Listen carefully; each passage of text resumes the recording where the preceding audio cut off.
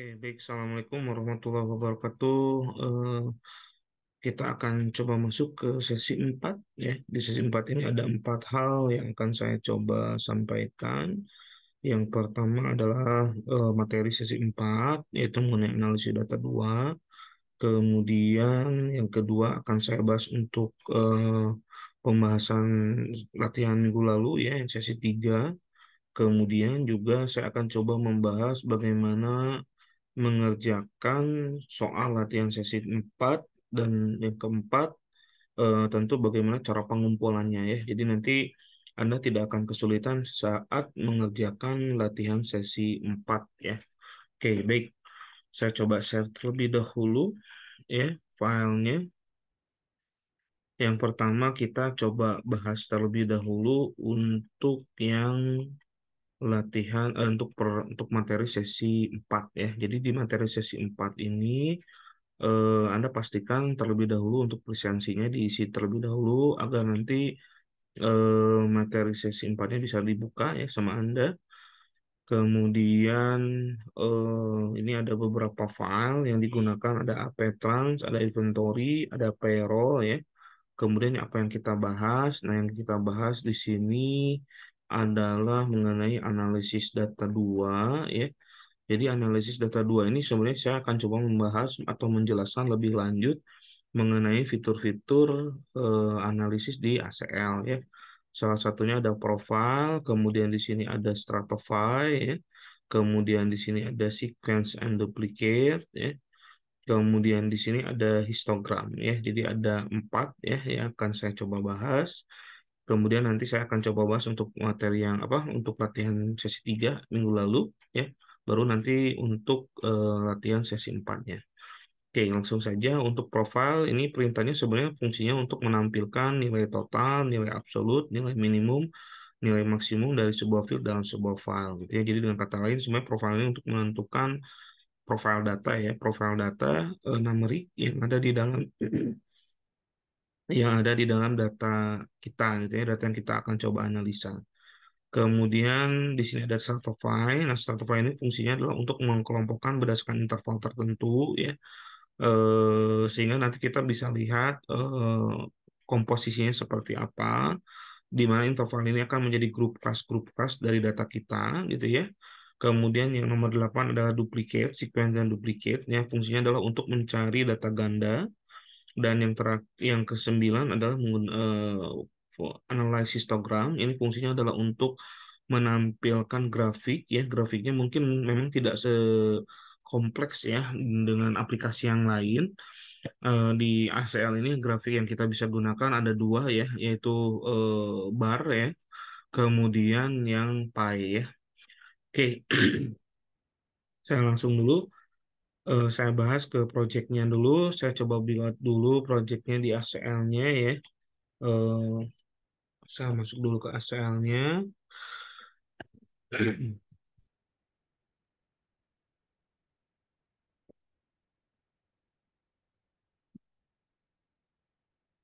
Oke, nah sekarang saya akan coba buat project baru ya, new project.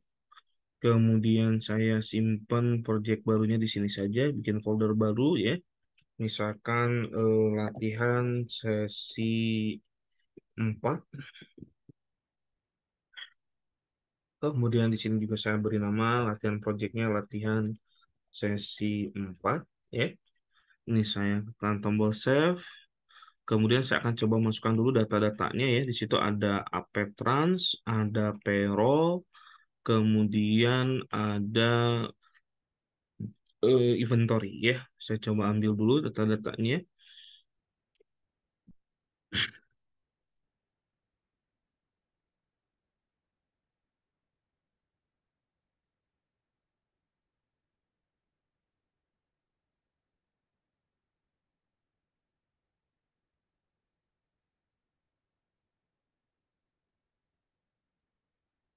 Hmm, mana ya? Sebentar, database-nya mana?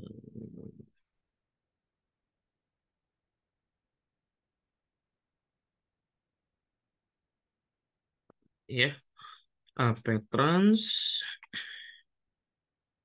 Saya masukkan terlebih dahulu ya. Ini dari DBase compatible file. Kemudian saya ambil lagi untuk yang berikutnya payroll ya. Payroll atau inventory dulu ya. Inventory. Kemudian saya ambil lagi yang payroll. Payroll. Ya, oke. Oke, ya, jadi tiga data ini sudah saya masukkan ya. Nah, sekarang yang akan saya coba eh, lakukan dulu adalah untuk mengecek dulu datanya, pastikan tidak ada data yang hilang ya, atau tidak ada data kosong. Yang pertama adalah ini ya. Nah, ini kita remove dulu, kemudian ini remove,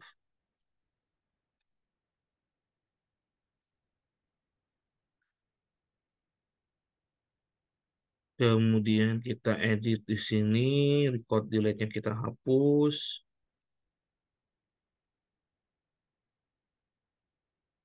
kemudian ini untuk HP Trans ya. Berarti sudah, ini bisa kita tentukan ya, ini invoice number, ini produknya ya, ini countable transaksi ya, berarti penjualan kredit gitu ya, ini info quantity-nya, ini unit cost-nya, ini vendornya ya, ini invoice amount-nya. Oke, ini saya close dulu. Kemudian untuk yang inventory, ini ada record delete juga, kita remove. Kemudian ada satu, tinggal pilih edit. Di sini ada record delete. Oke, tuh, oke. Nah, ini berarti sudah kita hapus record delete-nya. Kemudian yang payroll juga sama ya. Ini untuk pembayaran gaji. Ini saya remove dulu. Ini juga saya remove. Oke, ini saya hapus.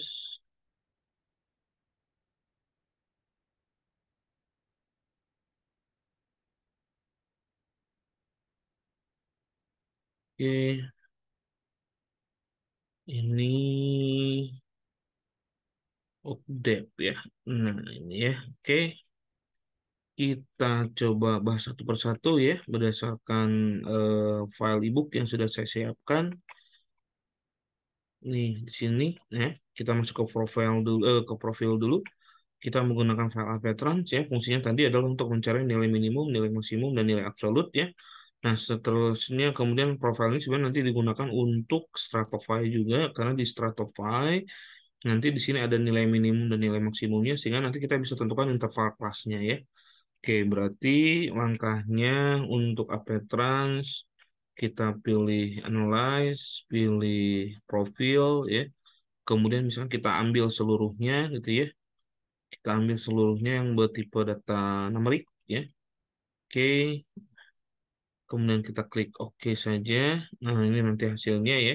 Jadi nanti unit cost, ini nilai minimumnya, sorry, ini nilai maksimumnya, ini nilai minimumnya, ini nilai absolutnya, ini total secara keseluruhan, ini quantity ya. Jadi ada 8.000, nilai minimumnya nilai maksimum 8.000, sedangkan nilai minimumnya adalah 1 ya. Nilai keseluruhan totalnya ada 37.000 dan ini untuk invoice amount ya. Nah, kemudian setelah kita lakukan gitu ya. Jadi profil itu sebenarnya hanya untuk menampilkan itu saja ya. Jadi kita bisa cek sebenarnya nanti di Windows log-nya ya. Ini nanti di Windows log-nya, ini Windows log. Nah, ini ya. Ini fungsinya adalah untuk itu, untuk menampilkan eh, profil dari data numerik yang kita mau ya. Nah, kemudian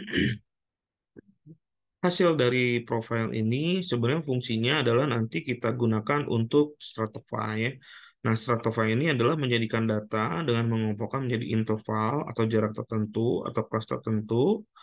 Kemudian nanti si Stratify ini kita akan bisa melihat mengkategorikan datanya gitu ya. Kalau di kasus ini kita diminta untuk mencari penjualan kan itu ya, penjualan kredit. Nah, kita ingin tahu ya sebenarnya banyaknya itu di nilai mana ya, nilai interval mana. Kalau misalnya kita nanti interval dibagi menjadi 10 interval. Nah, 10 interval ini berarti nanti ACL akan membagi sama rata dari nilai minimum sampai dengan nilai maksimum dari invoice amount-nya ya. Jadi kalau misalnya nanti ada penjualan kredit dimulai dari $14 gitu ya, sampai dengan 56 ribu sekian dolar gitu ya. Nah, maka interval itu banyak terjadinya di mana gitu ya. Penjualan kredit itu terjadinya di mana kalau kita membaginya menjadi 10 kelas ya. Nah, tapi bisa saja nanti kita juga menentukan berdasarkan kelas tersendiri ya. Jadi kita bisa tentukan. Nah, terus bagaimana cara menentukan kelas tersendiri ya tentu itu dari hasil analisa kita. Kita bisa kita buat rentang gitu ya. Kalau misalnya nilai minimum segini dimulai dari 10 nanti kita bisa gunakan pelipatan. Nah, kalau di sini kan pelipatannya cukup jauh ya. Nah, kita bisa nanti buat yang lebih sederhana lah gitu ya. Asalkan nanti nilai maksimum dan nilai minimumnya itu masuk ke dalam intervalnya gitu ya. Oke, nah kita akan coba dulu buat ini untuk stratify, berarti tinggal pilih analyze ya. Kemudian pilih stratify, kemudian di sini pilih invoice amount. Nah, di sini sudah muncul nilai minimum dan nilai maksimumnya. Ini intervalnya juga bisa kita rubah-rubah sebenarnya. Kalau nanti 10 nanti hasilnya seperti ini ya. Ini bisa kita akumulasikan ya starter file-nya dari sini ya dari invoice amount. Nah, kita bisa akumulasikan juga bisa ditambahkan data akumulasinya kalau misalkan diperlukan ya. Misalkan kita ingin mengakumulasi data invoice amount-nya berdasarkan kelompok invoice amount-nya gitu ya. Kecuali kalau misalkan nanti saya pengennya misalkan dari kuantitasnya gitu ya, terus dilihat dari kadang kan gini, jumlah kuantitas kita bisa lihat gini ya. Misalkan ada barang yang harganya mahal gitu ya. Tapi ternyata penjualan kita membeli barang itu banyak gitu ya. Berarti kan tentu nilai material dari barang itu lebih tinggi dibanding dengan barang yang harganya lebih murah tapi kita beli dengan jumlah yang banyak tentunya gitu ya. Atau sebaliknya nanti seperti ini, misalkan ada barang yang harganya mahal dibelinya sedikit, kita bisa bandingkan dengan barang yang harganya lebih murah gitu ya, tapi dibeli banyak. Nah, di mana kita lihat gitu ya, mana akumulasinya yang lebih banyaknya. Kalau misalkan ternyata yang lebih banyaknya barang yang lebih murah, maka kan sebenarnya nanti dari sisi pembelian kita bisa konsentrasikan gitu ya harta perusahaan kita atau aset perusahaan ini lebih ke barang-barang tersebut gitu ya. Nah, contohnya seperti itu. Jadi tergantung nanti kebutuhannya. Jadi misalkan kita mau klasifikasikan berdasarkan nilai invoice-nya, kemudian kita cocokkan dengan kuantitinya ya. Seberapa banyak sih barang yang terjualnya gitu ya. Nanti biayanya pun bisa kita bandingkan juga dengan biaya gitu ya. Nah, misalkan saya coba bandingkan dengan kuantitinya dengan interval 10, nanti hasilnya seperti ini. Nah, ini kita bisa perhatikan gitu ya. Ternyata harga dari 14 sampai dengan 5.000 gitu ya, 5.000 sekian dolar itu paling mendominasi gitu ya. Hampir terjadi 89 transaksi gitu ya. Nah, berarti kita bisa lihat nih di rank harga ini barang-barang apa saja gitu ya. Nah, tapi kalau kita perhatikan ternyata ada barang juga yang harganya sangat mahal dan laku satu tapi nilainya cukup lumayan signifikan gitu ya. Anda bisa bayangkan kalau ini misalkan barang ini dijual lebih banyak, mungkin keuntungannya bisa jadi lebih besar gitu kan. Nah, gitu. Tapi kalau misalkan kebijakan perusahaannya, oh, kita fokus lebih baik ke kuantitas gitu ya daripada ke eh, apa namanya keuntungan yang lebih banyak gitu ya. Jadi lebih lebih cenderung ke kuantiti yang dijualnya yang lebih banyak, maka kita akan cenderung mensupport atau mengalokasikan aset perusahaannya ke barang-barang di harga ini, gitu ya. Seperti itu. Kalau misalkan kita kelompokkan menjadi 10 klaster ya, 10 kelas ya. Nah, kita juga bisa rubah ya. Kalau misalkan Anda ngerasa bahwa ini tidak terlalu merepresentasikan gitu karena oh ternyata dari 14 ke 5.000 kan terlalu jauh gitu ya. Saya ingin membuat rentang kelasnya lebih lebih kecil gitu ya sehingga bisa kelihatan lebih detail mana saja sih barang-barang yang sebenarnya kuantitas pembeliannya tinggi gitu ya. Nah, sekarang kita coba close dulu gitu ya. Kemudian kita pilih analyze, kemudian pilih stratify lagi. Ininya terhadap unit kuantitinya ya. Kemudian di sini ada invoice mode-nya kita rubah ke free ya. Nah, di sini baru kita tentukan karena kita lihat cocokannya ini ya. Patokannya ini berarti kita masukkan misalnya dari nilai 10, kemudian kelipatan 50 misalkan jadi 60 gitu ya. 60 maaf.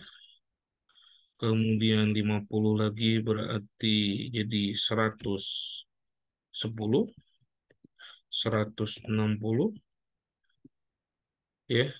Kemudian 100 berapa? 210, 260 ya. Nah, ini lumayan lumayan besar ya. Karena sampai 56.000 kan. Atau kita ambil, tapi sebenarnya kalau lebih kecil intervalnya tentu nanti akan terlihat sebarannya lebih bagus gitu ya. Oke, nggak apa-apa kita coba aja ya. Ini 310, ini 360, ini 410, kemudian jadi berapa?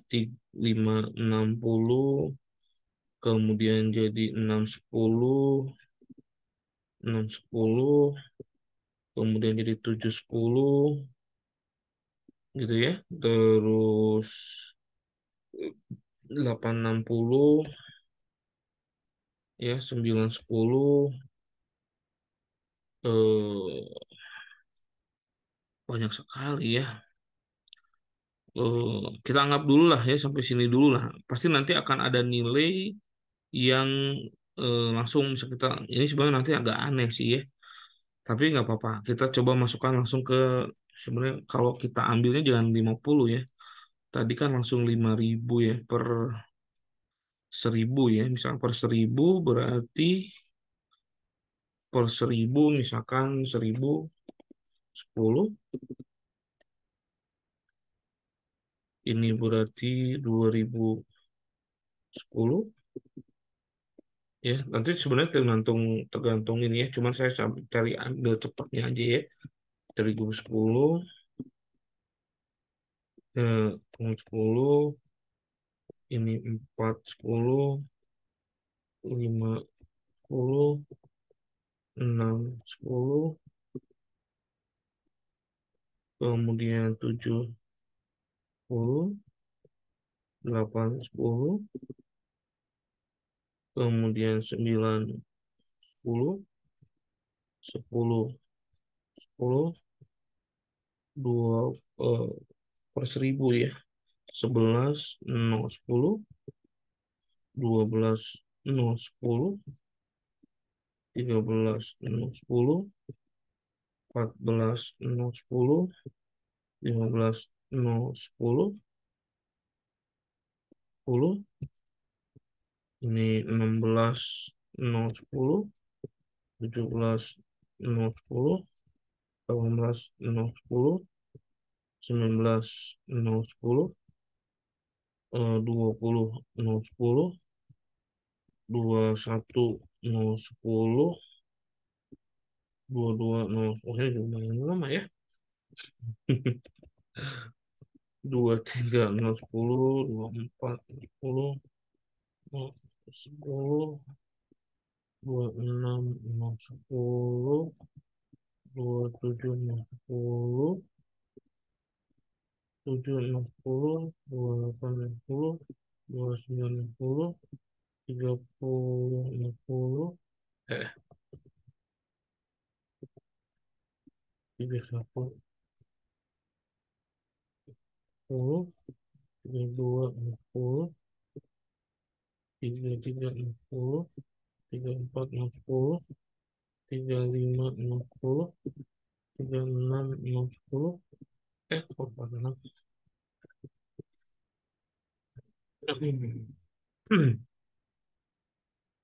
Saya coba masukin dulu semua ya. Sampai dengan berarti 57, 0, 10 ya maksimal ya. Karena kan 56-nya masuk ya. 40, 0, 10, 40, 0, 10, 1, 0, 10, 0, 41, 0, 10, 42, 0, 10, 3, 0, 10, 44, 0, 10, 45, 0, 10, 46, 0, 10, 47, 0, 10, 48, 0, 10, 49, 49, 0, 10, 50, 60, 51, 60, 52, 60, 53, 60, 54, 60, 55, 0, 10, masih masuk ya. 56, 0, 10, kok 46. Terakhir 57, 0, 10. Oke. Oh, greater than first value-nya. Hmm. Tadi 5, oh 56-nya. Astaga. Kita ulangi dulu ya. Aduh, ini salah ini. Salah mendefinisikan. Sebentar, sebentar. Strafai. Ternyata nggak boleh lebih dari sini ya.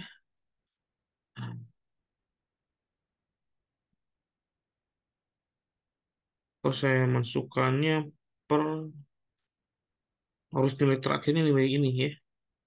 Tidak 57 berarti nilai terakhirnya nilai ini. Hmm, berapa tadi ya? 10 atau dari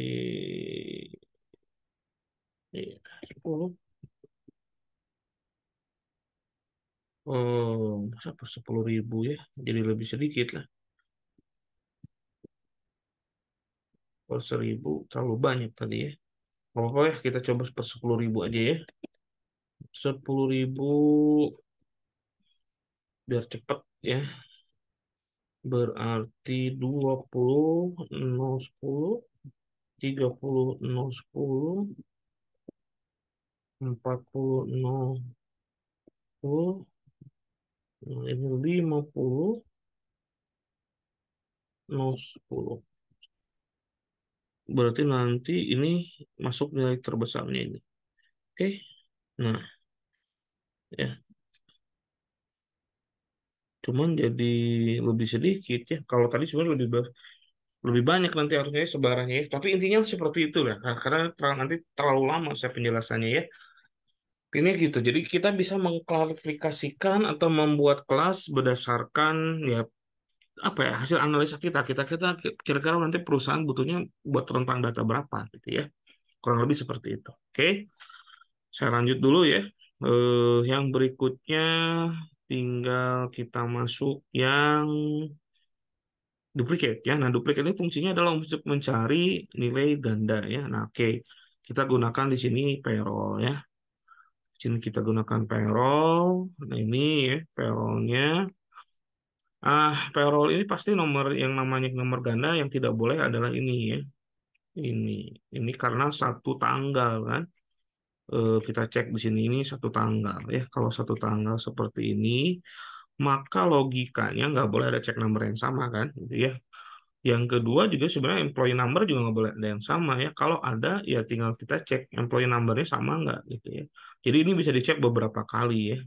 Tapi logika saya sih harusnya employee numbernya juga nggak boleh ada yang sama. Nah kalau Workdev mungkin pasti ada yang sama karena ini kan departemennya. Jadi mungkin ada satu orang atau beberapa orang bekerja di departemen yang sama gitu ya. Jadi yang bisa kita cek adalah dua ini ya.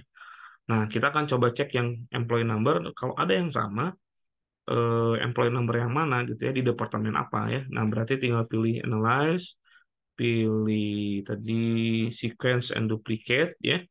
Di duplicate ini sorry, ini saya keblok ya. Pilih dulu analyze, duplicate. Ini sebenarnya sequence dan duplicate itu gabung ya. Ini sequence fungsinya sama tuh ya untuk mengurutkan kalau sequence. Sedangkan untuk duplicate-nya untuk mencari data yang ganda ya. Jadi kalau misalkan pengen misalnya datanya terlalu banyak gitu ya. Ini kebetulan datanya nggak terlalu banyak ya. Ini hanya berapa nih? Kita bisa pakai count dulu lah ya. Ini pakai tools, analyze, count datanya cuman 44 data saja ya. Jadi rasanya tidak perlu pakai sequence ya. Kalau sequence itu sebenarnya dibutuhkan kalau datanya banyak ya. Terus agar proses mencari duplikasinya jadi lebih cepat, itu diurutkan dulu ya. Diurutkan berdasarkan data yang akan dicari ke duplikasiannya gitu ya. Jadi misalkan sebagai contoh ini, misalkan kita mau ini anggaplah ini datanya banyak gitu ya. Nah, kita bisa urutkan dulu nih cek numbernya ya. Tinggal pilih analyze gitu ya. Tinggal pilih analyze, kemudian pilih sequence. Sequence on-nya adalah cek number ya. Cek number. Oke. Kemudian kita beri nama outputnya ke file saja ya. Biar nanti bisa dipakai. Ini misalkan short pero misalkan ya. Oke. Sequence-nya belum kepilih tadi. Cek number ya. Oke. Oke. Ini ya. Pero TXT ya. Oke. Nah, berarti harusnya sudah diurut. Nah, ini file ya. Oke. Nah, kalau sudah diurut, kemudian tinggal kita cari duplikasinya ya. Tinggal pilih analyze ya, kemudian pilih duplicate, sequence on-nya tadi, ini juga sama bisa langsung digabung sebenarnya. Kemudian list field yang mau diduplicate-nya, misalkan tadi ya, check number, kita mau employee dan loopback ya. Oke, outputnya kita pilihkan ke screen saja. Bisa pakai file ya, bisa juga ke screen ya. Kalau ke file bisa asal data file ataupun ini ya. Jadi tadi kan ke teks ya, kalau ini bisa ke asal. Jadi nanti dalam bentuk table. Nah, kalau ke screen nanti masuk ke command log ya. Jadi nanti tergantung nih. Kalau misalnya command log berarti nanti munculnya di sini ya. Ini ternyata tidak ada duplicate ya found ya. Tidak ditemukan. Berarti kan sudah oke ya. Berarti nggak ada masalah seharusnya. Atau kita coba cek sekali lagi. Pakai duplicate lagi. Ini sequence on pack number. Oke. List fieldnya tadi employee number dan work depth ya. Ininya kita outputnya ke file tapi ke ACL ya.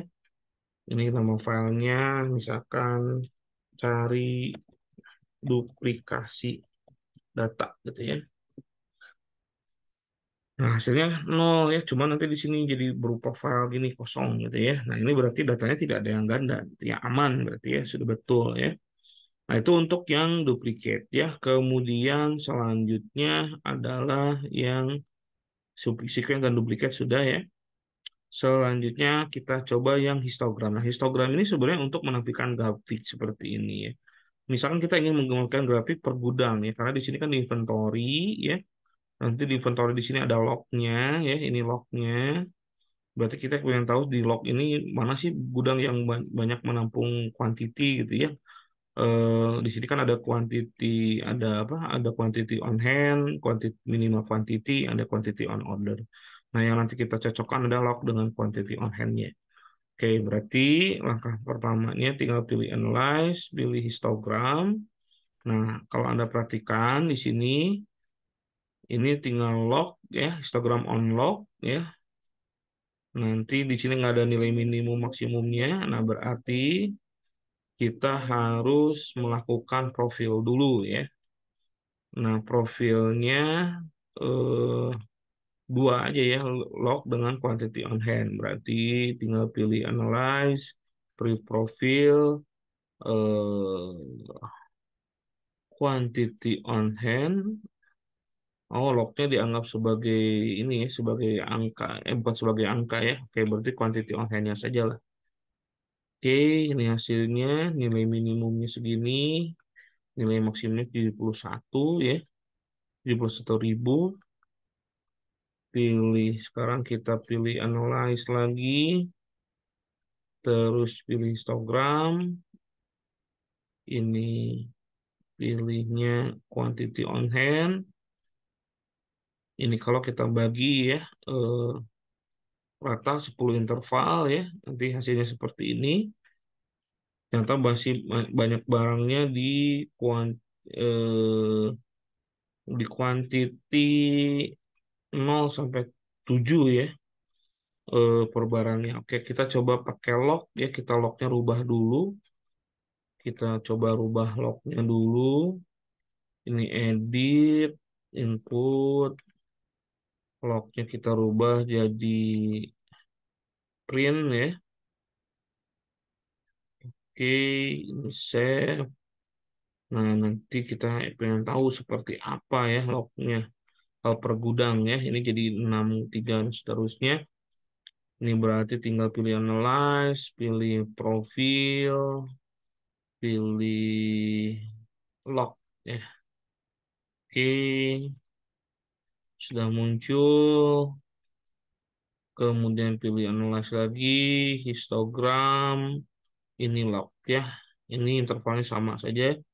Nah, nanti kurang lebih seperti ini ya, di log 1 sampai 3 banyaknya di 4 sampai 5 ya. Atau bisa juga kita bandingkan seperti ini ya, lognya karena kan di sini ada apa namanya? Ada if ya. Di sini ada if ya. Coba kita pilih histogram lagi. Ini kita rubah ke quantity on hand. Kemudian ya betul ya quantity on hand ya. Oh, oke, saya buka dulu. Ini nggak muncul.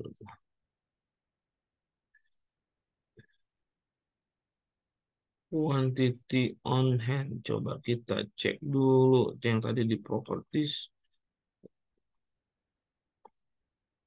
Yang mana? Quantity on hand atau nilog. Kemudian yang ini quantity OH. Betul ya. Tinggal pilih dan nilai histogram. Ininya quantity OH. Ya. If-nya misalkan log sama dengan 6 misalkan gitu ya. Oke, minimumnya tadi berapa ya? Kita masukin dulu nih minimum. Nah, nggak muncul nilai minimumnya tadi berapa?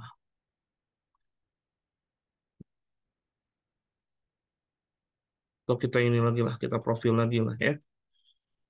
Quantity on hand, analyze profil, kemudian analyze histogram, ini quantity on hand, muncul, if-nya log 6 ya, atau log 3 deh, kan log 3 ya. Nah, jadi ya, masih banyak di 0 sampai 7 ya. Seperti itu ya. Itu untuk histogram ya. Oke. Nah, nanti bisa diedit ya saatnya. Tampilannya ada di sini. Ini untuk warnanya, chart type-nya, informat data, sorry. Mana chart type-nya ya? Graph type. Nah, ini ya, bisa Anda rubah-rubah nanti. Nah, ini banyaknya di sini ya. Kalau datanya lainnya 0, jadi hasilnya seperti ini. Oke, itu untuk histogram ya. Nah, ini jadi materi saya cuma 4 ya. Yang pertama adalah tadi stratify, kemudian yang kedua, sorry, yang pertama adalah profil, yang kedua stratify, yang ketiga duplicate dan sequence ya, yang terakhir adalah histogram. Ya, kurang lebih seperti itu ya cara penggunaannya. Oke. Nah, selanjutnya yang akan saya coba bahas adalah tugas minggu lalu ya. Tugas minggu lalu Anda diminta untuk pengisian ini kan, piutang. Nah, ini saya coba bahas dulu satu persatu. Ini sudah ada ya, ini cara pengisian untuk syarat pembayaran menggunakan if ya. Ini diambil dari jenis pelanggannya. Jika PT, maka ini ketentuannya. Jika PS, jenis ini. Kemudian jika PB ini. Kemudian untuk jenis pelanggannya ini menggunakan OR ya, karena ada dua pilihan kan di sininya ya. Ini jenis pelanggannya ada OR ya. Jadi kalau apa dengan apa kan gitu ya. Nah ini ya kode pelanggannya satu dengan ini PT kan gitu. Ini berarti menggunakan OR ya. Kalau ini di 1121, 1122 adalah PT, 1123, 124 adalah PS, 125 PB atau PU ya. Oke, kemudian yang ini menggunakan VLOOKUP ya, pasti Anda sudah tahu ya. Nah, funksi ini fungsinya adalah untuk kalau datanya tidak berurutan, ini tetap ditemukan ya.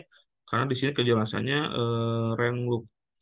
Ini bisa kita lihat di sini sebenarnya. Nah, ini ya ada approximate match, ada exact match. Kita gunakan yang exact match karena kalau data nanti tidak berurutan, ini tetap muncul, gitu ya. Oke, itu untuk VLOOKUP. Kemudian ini untuk jatuh temponya pakai if ya. Kalau ini kodenya ini adalah A5 ya. A5 itu adalah ini tanggal ya ditambah 45 hari. Kalau kodenya ini berarti tanggal ditambah 65 hari, selain itu tanggal 30 hari ya. Kemudian ini tidak perlu diisi ya, yang ini di potongannya. Nah, ini menggunakan is blank ya. Kalau is blank, kalau misalkan tanggal bayarnya kosong gitu ya, maka dikasih nilai nol ya, kayak gini nol ya.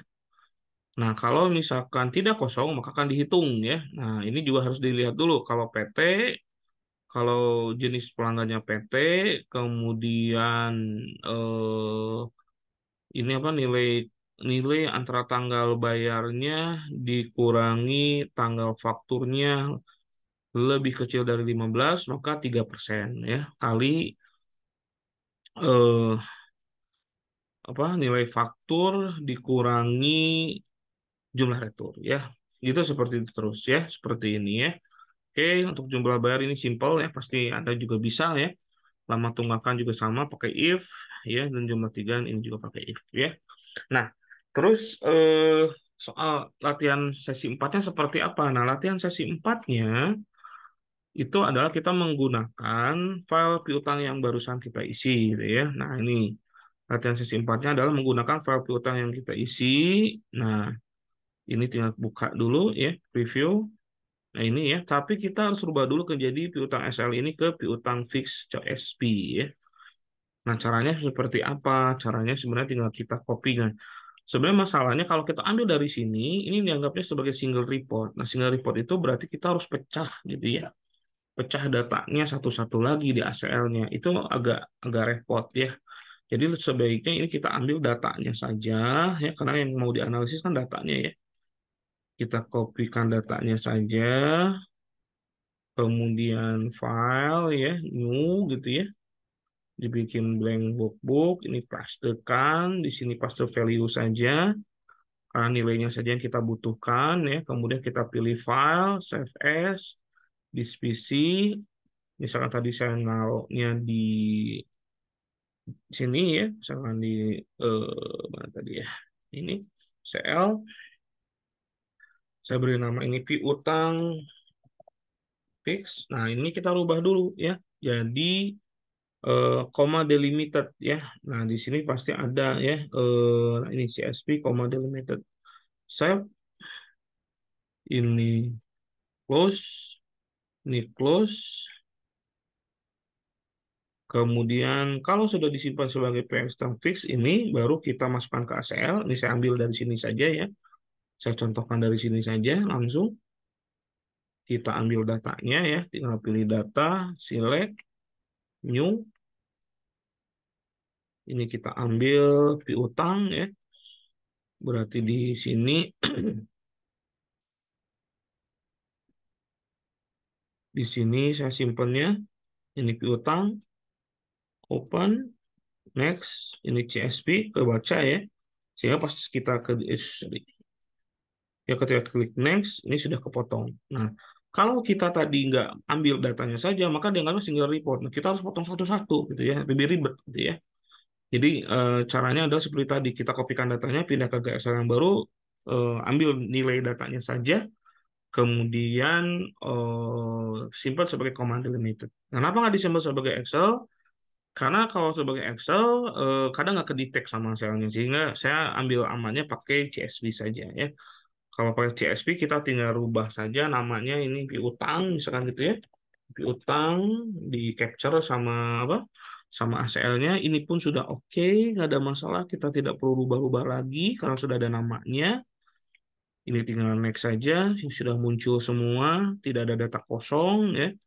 Finish, oke. Nah, selesai ya.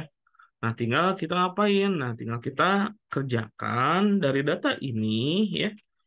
Anda kerjakan untuk yang eh apa ya namanya ini ya. Nah, ini ya untuk soal-soal ini ya.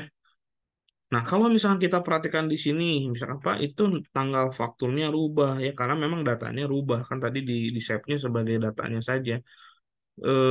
Nah ini berarti kendalanya kan ada di sini ya. Ini kalau kita rubah jadi date pasti salah ya. Ini juga terlihat janggal jatuh temponya juga rubah ya. Nah, berarti kesalahannya saat copy paste-nya ya. Nah, copy paste-nya kita coba dulu ya. Ini sebenarnya udah masuk. Biar ini tetap jadi tanggal, kita coba buka lagi yang tadi. Ini kita ambil dulu ya. Kita ambil datanya, kita pilih lagi kayak tadi ya. Ini saya contohkan kayak tadi, paste. Ini kan rubah ya. Kita rubah dulu ininya formattingnya. Jadi jangan langsung di save, jangan langsung di save gitu ya. Kita rubah dulu formattingnya ke date. Kita mau pakai yang mana ya terserah. Mau disesuaikan. Sekarang mau pakai yang ini boleh ya. Nanti hasilnya seperti ini. Kemudian ini juga sama ya. Ini di tanggal. Kita rubah juga jadi date ya seperti ini. Nah ini ya. Kita pakai inilah biar sama ya formatnya ya. Pakai data yang pakai format yang terakhir tanggalnya. Oke. Nah, baru kita save as ya. Save as kita simpan piutang fix CSV ya.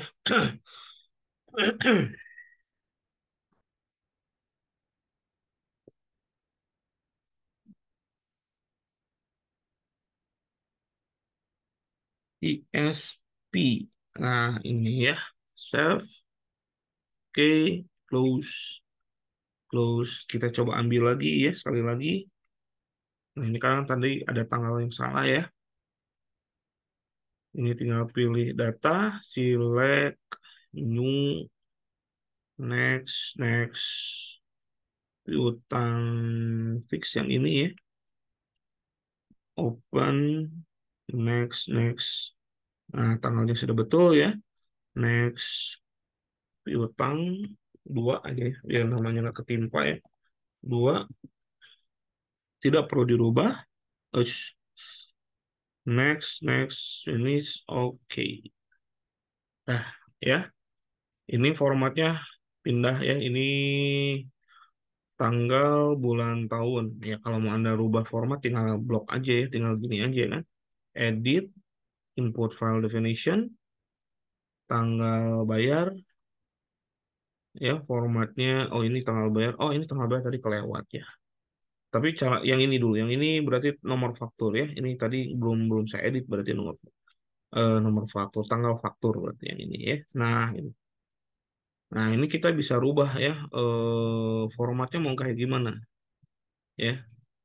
Ini mau seperti apa gitu ya. Akan itu oke. Ah, ini kenapa ya tetap gini ya? Harusnya udah rubah.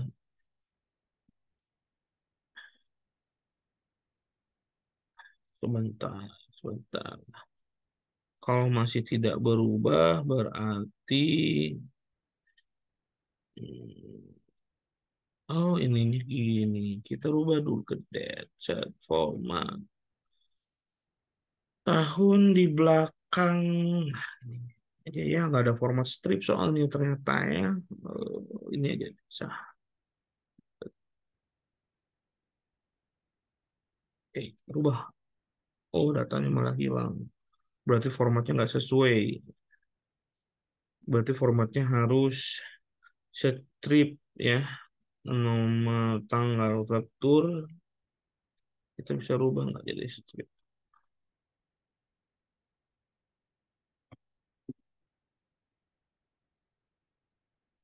MM strip. Iya. Oke. Oke. Ini ya. eh Sudah selesai ya. Oh, ini bulan tanggal tahun, tapi ini lebih lebih lebih normal terlihat seperti inilah ya. Nah, caranya seperti itu ya. Nah, baru setelah ini nanti Anda selesaikan formatting datanya ya. Ini kan sebagai bagian dari predefined data gitu ya. Kita merubah formatnya agar mudah dibaca gitu ya, agar mudah kita lakukan analisa lebih lanjut. Oke, kalau sudah selesai, nah Anda baru kerjakan ini ya. Silakan dikerjakan semampunya dulu. Ini analisisnya sudah saya bahas dua analisis ya. Jadi Anda harusnya sih sudah bisa karena ini tidak di luar dari yang saya bahas ya. Silakan dicoba semampunya. Kalau ada yang bingung, silakan nanti ditanyakan. Mungkin materinya saya percepat karena biar nggak terlalu membosankan saat Anda menonton tutorialnya ya. Eh, Mudah-mudahan bermanfaat ya. Silakan kalau yang bingung langsung japri, boleh di grup, boleh langsung ke nomor WA saya pribadi. Terima kasih. Assalamualaikum warahmatullahi wabarakatuh. Oh ya, satu lagi. Setelah nanti Anda selesai, ini kan pengumpulannya ya. Nah, ini pengumpulan, aduh, sampai lupa. Satu lagi adalah pengumpulannya ya. Nah, mengumpulkannya itu berupa file project ya. Nah, berarti yang mana yang dikumpulkan? Kalau tadi kita kerjakan ada di file ini, ya, ini kan sebenarnya nanti filenya banyak. Nah, ini Anda jangan kirimin satu-satu ya, tapi Anda langsung blok gitu ya. Kemudian Anda apa? Ekstrak ya. Nah, itu arsip di sini. Kemudian Anda beri nama tadi apa? npm, npm, strip nama, strip kelas ya. Oke, kalau sudah di oke, ya ini karena ini error karena ininya lagi dibuka ya. Tapi nggak ada masalah, ini saya close dulu. Ini, nah yang dikirim adalah yang ini ya, yang Anda kirim ke e-learning adalah yang WinRAR-nya ya, gitu. Sehingga nanti saat proses pengiriman di sini, submission-nya ya, pengumpulannya yang dikirimkan adalah WinRAR dari isi dari semua project ACL Anda dengan nama NPM nama kelas. Begitu. Oke, mudah-mudahan jelas ya. Terima kasih. Assalamualaikum warahmatullahi wabarakatuh.